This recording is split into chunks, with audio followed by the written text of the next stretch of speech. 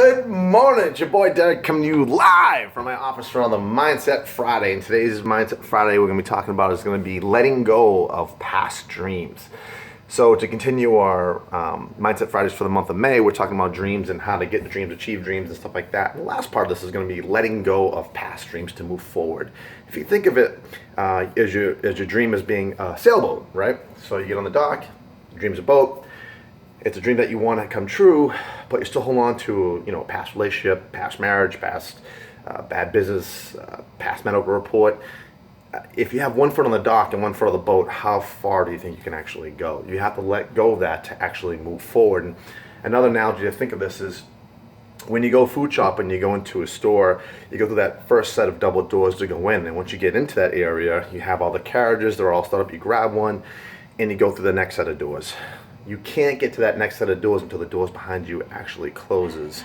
And that's the same way with dreams. You have to let go of what didn't work in the past and what failed in the past to move forward to get to the next thing. Because those things, if you hold on to them, won't allow you to get to the next level that you need to be at. So we talk about those kind of things, and if those things are holding you back and achieving what you really want to have happen. And please don't take these as, I'm preaching to you, because I follow this stuff myself. I hold on to stuff sometimes. It's hard to let go. But these are some tools you can use or know about that when something is going on in your brain, you go, wait a minute, I remember that. Like, that's my brain doing this. Like, I need to move forward and let go of this to get this next level of achievement. So one of the things we talk about is stories that were, true stories that have happened and sort of reflect upon the situation that we're talking about today. So you guys have probably all heard of the Treasure of Cortez. I'm sure you have. If you haven't, sit back and get ready. I'm going to tell you a story about the Treasure of Cortez, okay? So Cortez was a conqueror back in the days, right? A conqueror back then was a title, it was a job description. You went to school, there was classes for it, you became a conqueror.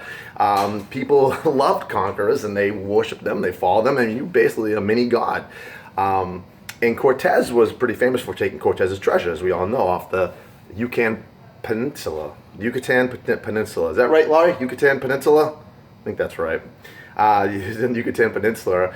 And he basically, what he did was he took a treasure that had been held for 700 years. Army after army went in getting this treasure, never made it. They got killed every time.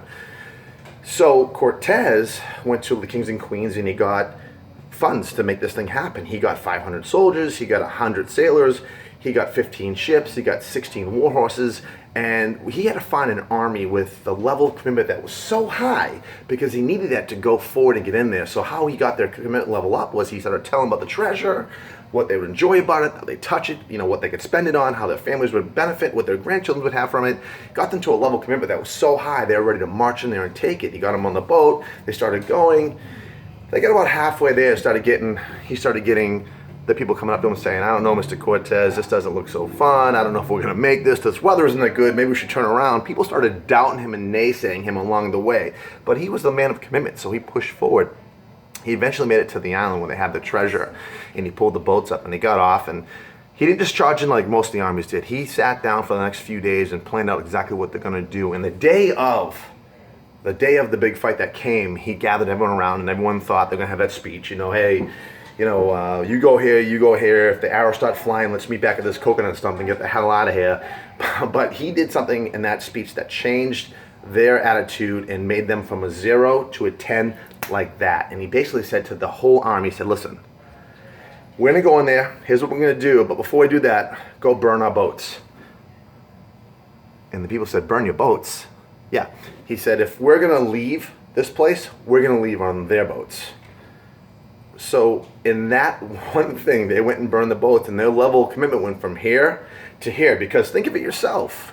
You can either go fight and die, or you can go fight and get the treasure and take their boats home. Where do you think they were at? They went in there, and guess what? They fought well. They won. They took a treasure that had been held for 700 years.